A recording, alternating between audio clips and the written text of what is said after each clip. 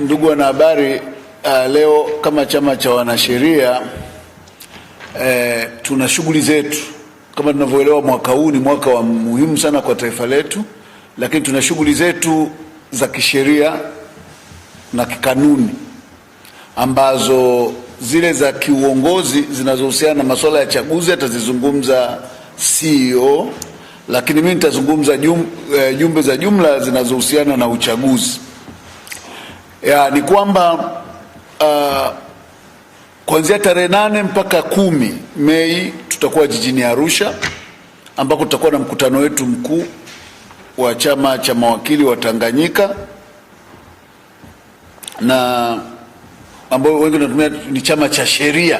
Sio, nikisema mawakili nitakuwa na bana, ni chama cha sheria Tanganyika, ambao kitafanyika katika ukumbi wa mikutano wa AICC katika jiji la Arusha, na mkutano utaanza tarehe 8 mpaka tarehe 10 mwezi wa 5.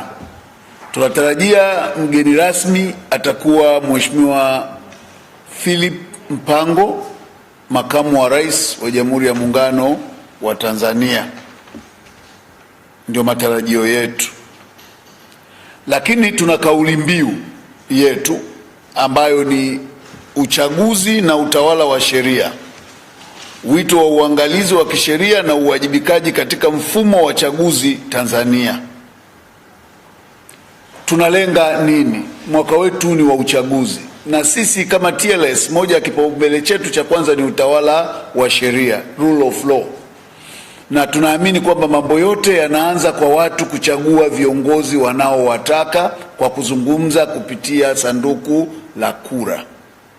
Kwa hiyo TLS, msisitizo wetu ni kwamba lengo letu kubwa ni kwamba sanduku la kura liwe na uwezo wa kureflect utashi na machaguo ya wapiga kura, ili kuleta maana kamili ya demokrasia.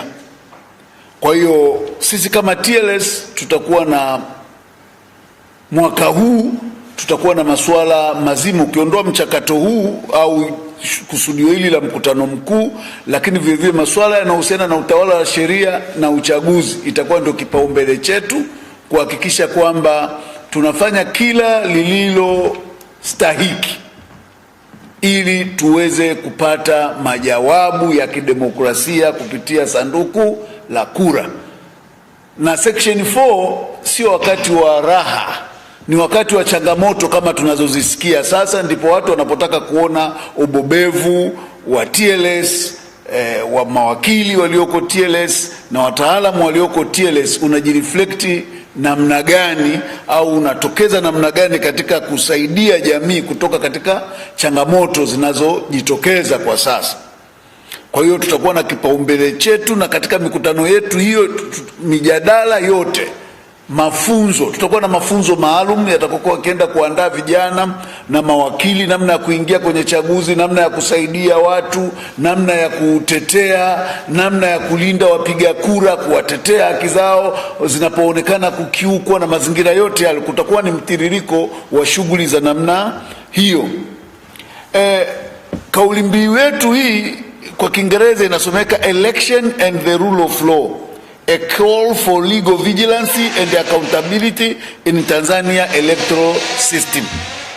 Kwa hiyo utaona tunachotaka sisi ni ile uwajibikaji, yaani maana yake lazima utaratibu wetu wa kiuchaguzi uwe wenye kuwajibika, uwe wa uwazi, uwe ambao unaweza ukathibitika, verifiable, na uwe ambao una reflect kile kilichotoka kwa wapiga kura.